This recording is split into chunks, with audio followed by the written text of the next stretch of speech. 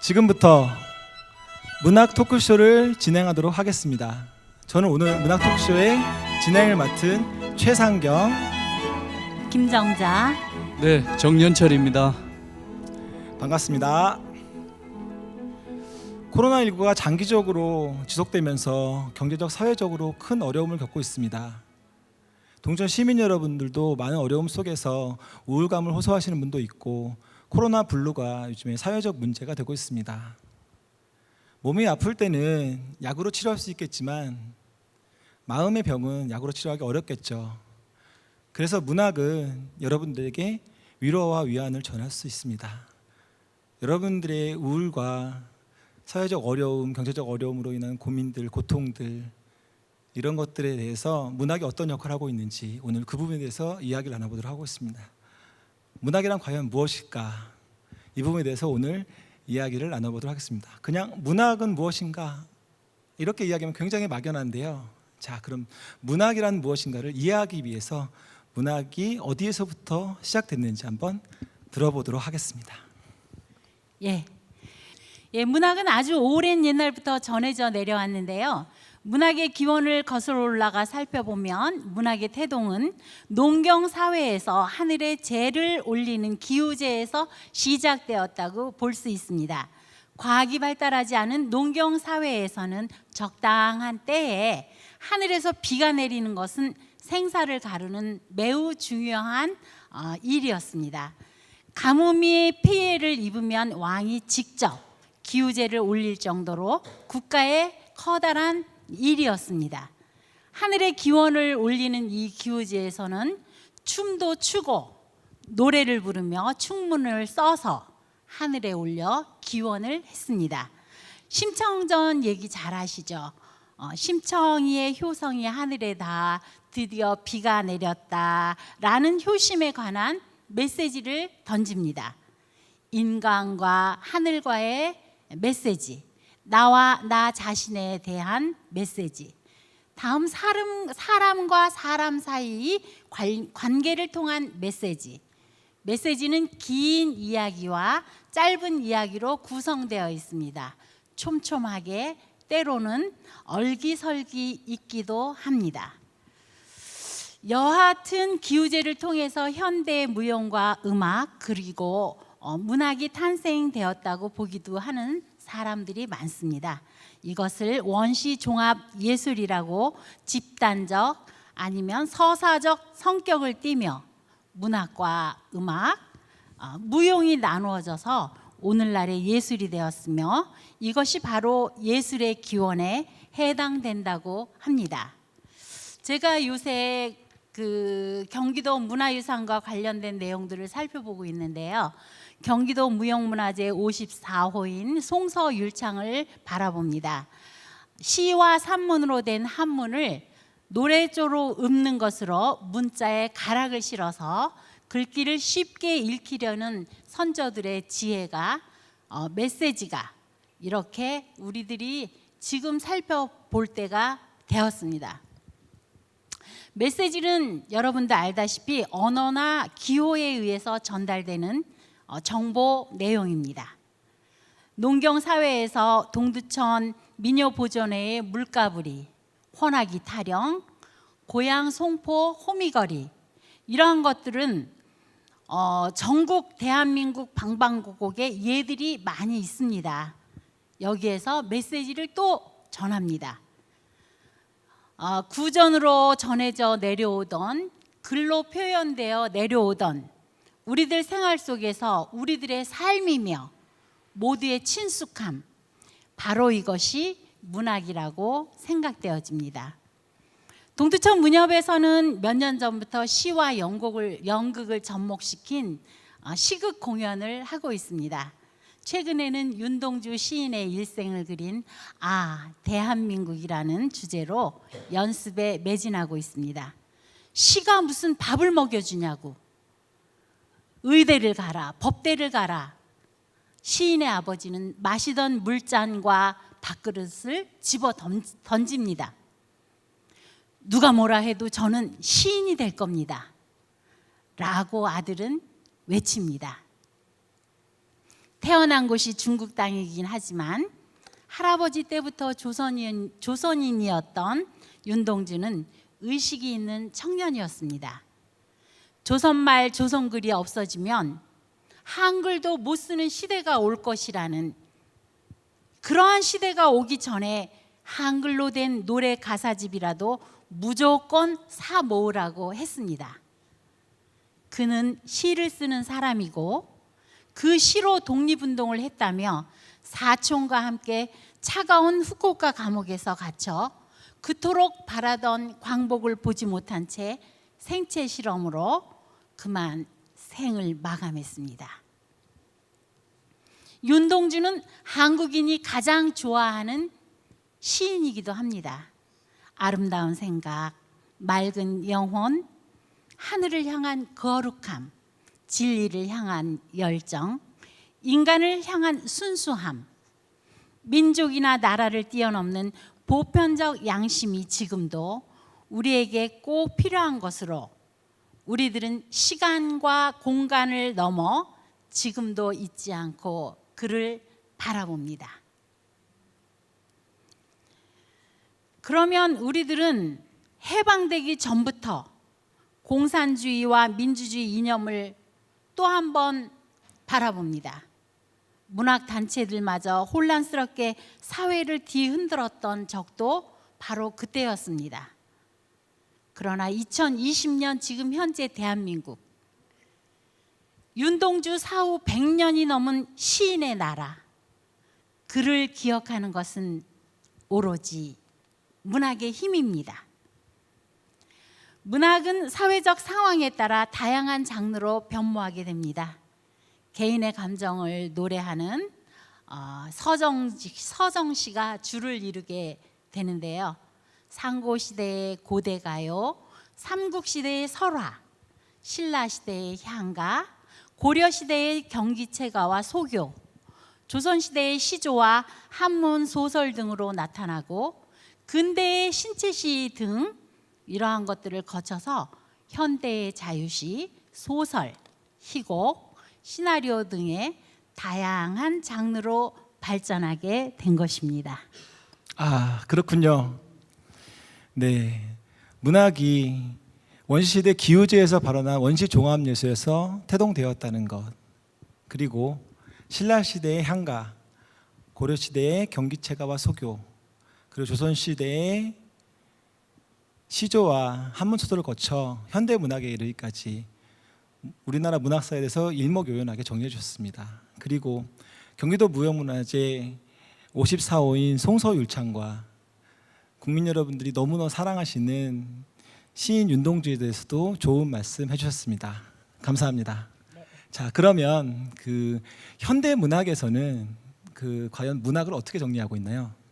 네, 말씀대로 원시에서 현재 우리 삶의 공간 깊숙이 자리하고 있는 것이 문학입니다.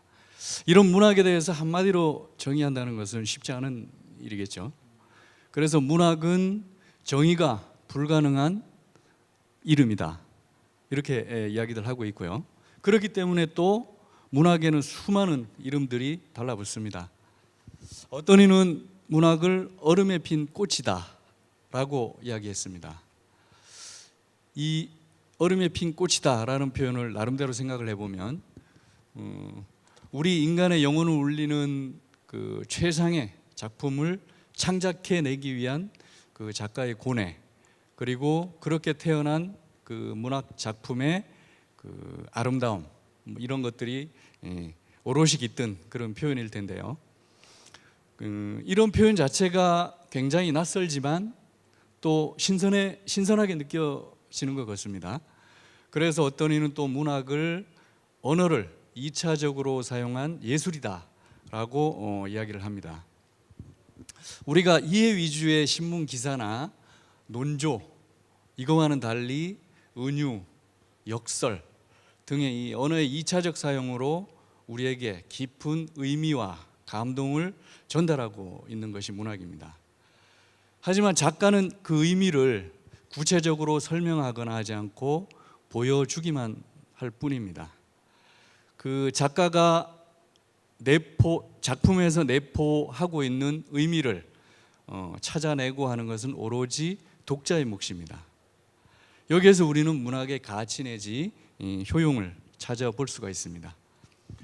문학의 효용 가치 측면에서 좀 더 생각을 해보면 매슬로우의 욕구 단계가 있잖아요.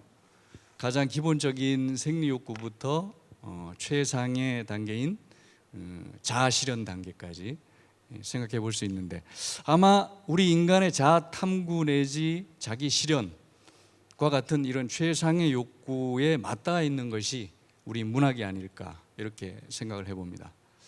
문학이란 무엇인가라는 이 거대 담론에 대해서 다양한 접근 방법이 있겠지만, 제가 보기에는 문학은 의미를 내포한 언어예술이다, 이렇게 생각이 되고요. 또 우리 인간 삶 속에서 진실 내지 의미를 찾기 위한 더없이 좋은 기제 중에 하나이다 라고 말씀드려 볼 수 있겠습니다. 코로나로 서로 간의 거리 두기가 일상이 되어 있는 현실입니다.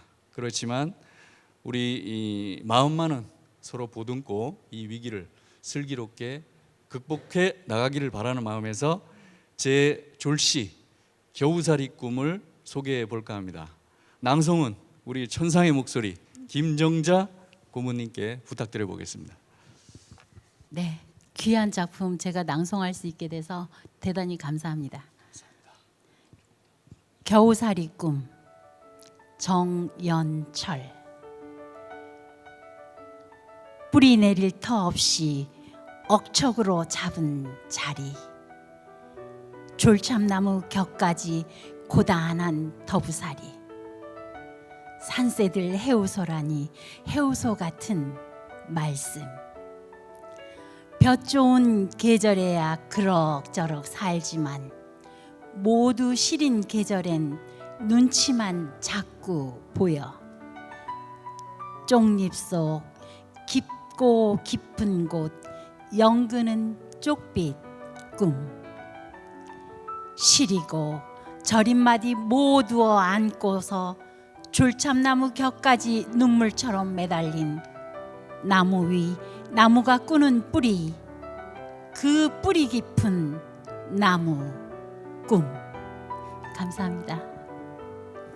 네, 원래 관중들이 많으시면 이 대목에서 박수가 한번 나왔을 텐데 아쉽게도 온라인이라서 박수가 들리는 듯합니다. 예, 그렇죠. 예, 영상으로 감사합니다. 보시는 분들이 많은 박수를 보내주셨으리라 생각합니다. 예, 정말 다양한 각도에서 문학을 정의하는 모습들을 봤는데요. 특히 문학이 인간에게 최상의 욕구인 자아실현 욕구와 닿아 있다는 부분 굉장히 인상적이었고요. 우리 정현 선생님이 나름 문학을 정의하셨죠. 의미를 내포한 언어예술이다. 굉장히 공감이 되는 부분입니다. 자, 그래서 지금까지 그 문학에 대한 정의를 듣고 나니까 과연 이제 문학이란 무엇인가라는 처음에 화두에서 이야기했던 질문에 대한 대답이 어렴풋하게 잡힐 것 같기도 한데요. 그러면 그 문학이라는 부분을 어떻게 정의해야 할까요? 아직도 조금은 아리송한 부분이 남아 있습니다. 그래서 문학에 대한 정의는 굉장히 다양한 각도에서 가능하지만 제가 좀 이해하기 쉽게 예를 하나 들어보도록 하겠습니다.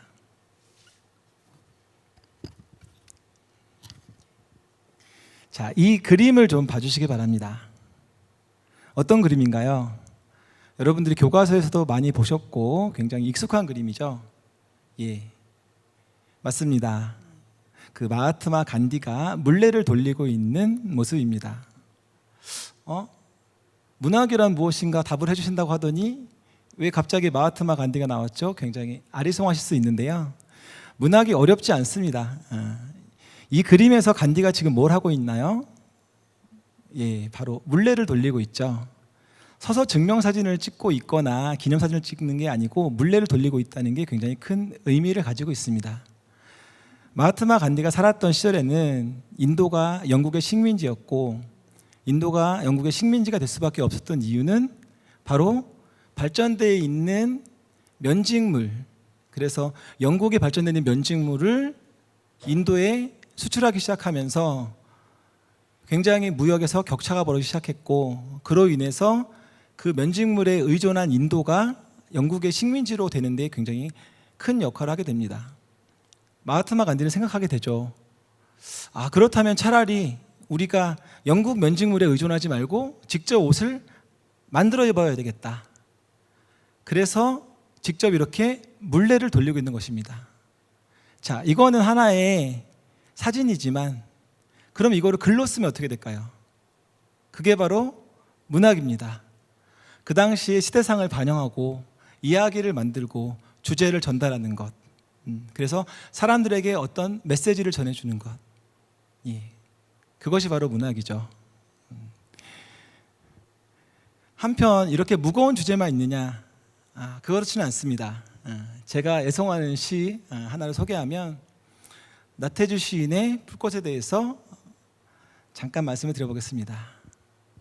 가까이 보아야 예쁘다. 오래 보아야 사랑스럽다. 너도 그렇다. 네, 굉장히 짧은 시지만 얼굴에 살짝 미소가 떠오르지 않나요? 문학은 이런 식으로 사회적으로 무거운 주제를 다루기도 하고 굉장히 가벼운 서정적인 주제로 마음을 울리기도 합니다. 그래서 코로나19 시대에 여러분에게 위안을 전할 수 있는 것, 그게 바로 문학의 역할이고 문학의 힘입니다. 참 어려운 시기를 건너가고 있지만 독서를 통해서 또는 문학을 통해서 이 위기를 잘 극복하는 동천 시민 여러분이 되시길 바라며 주변에도 많은 밝은 에너지를 나눌 수 있는 그런 분들이 되기를 소망해 봅니다. 시민 여러분, 코로나19로 많이 힘들지만 이 또한 지나갈 것입니다. 풍성하고 성숙한 삶을 위해 힘내세요. 힘내세요.